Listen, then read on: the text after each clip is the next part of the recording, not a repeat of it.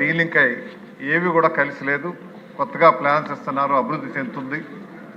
కానీ కొత్త drainage system కొత్త ప్రాంతాల్లో మట్టుకు ఎక్కడా కూడా లేదు.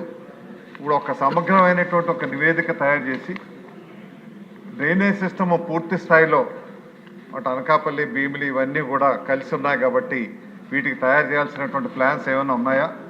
డ్రైనేజ్తో పాటు రోడ్డు ప్లాన్స్ కూడా చేయాల్సినటువంటి అవసరం ఉంది. ఉన్న డ్రైనేజ్ సిస్టమ్ పనిచేయట్లేదు. ఇవి అండర్ గ్రౌండ్ డ్రైనేజ్ అయితే అసలు అనకాపల్లిలో, భీమిలో అసలు లేవు అండర్ గ్రౌండ్ డ్రైనేజ్ సిస్టము. వీటి మీద ఎటువంటి ప్రతిపాదన ఏమైనా మంత్రి గారి దగ్గర ఉందా, ప్రభుత్వం దగ్గర?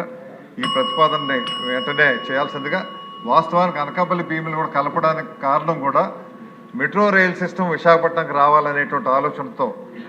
అప్పుడు విశాఖ జనాభా సరిపోదు కాబట్టి అనకాపల్లి, భీమిలి కూడా కలిపి అప్పుడు మెట్రో రాయడానికి కేంద్రం నుంచి వైబిలిటీ గ్యాప్ ఫండింగ్ వస్తుంది కాబట్టి మెట్రో పెట్టాలనుకున్న. దురదృష్టవశాత్తు ఆ మెట్రో కూడా ఇప్పటివరకు కార్యరూపం దాల్చలేదు. గత ప్రభుత్వం అయితే పూర్తిగా చెత్తబుట్టలో పడేయడం జరిగింది. ఆ ప్రభుత్వం వచ్చిన వెంటనే అనకాపల్లి నుంచి భీముల వరకు మెట్రో పెడతామనేసి వారు ప్రకటన చేసినప్పటికీ అది పూర్తయ్యేటువంటి పరిస్థితి ఇప్పటికీ కాలేదు.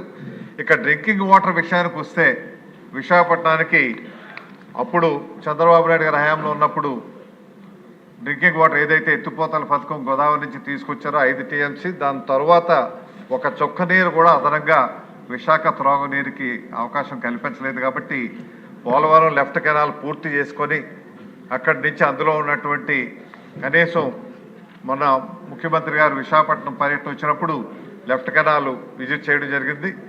అక్కడ పురుషోత్తంపట్నం లిఫ్ట్ ఏదైతే పూర్తయిందో ఆ లిఫ్ట్ నుంచి లెఫ్ట్ కెనాల్ ద్వారా విశాఖపట్నానికి నీరు తీసుకొచ్చి త్రాగునీరు అందించాలనే ఆలోచన ఏదైతే ఉందో అందులో 10 TMC వాటరు విశాఖపట్నానికి కూడా కేటాయించాల్సిన అవసరం ఉంది. కాబట్టి వీటన్నిటి మీద ఒక సమగ్రమైన నివేదిక తయారు చేసి కార్యరూపం చేయాల్సిందిగా మంత్రి గారిని కోరుతున్నాం మీ ద్వారా. శ్రీనివాసరావు గారు 1 minute టైం, చాలా టైం చూడండి.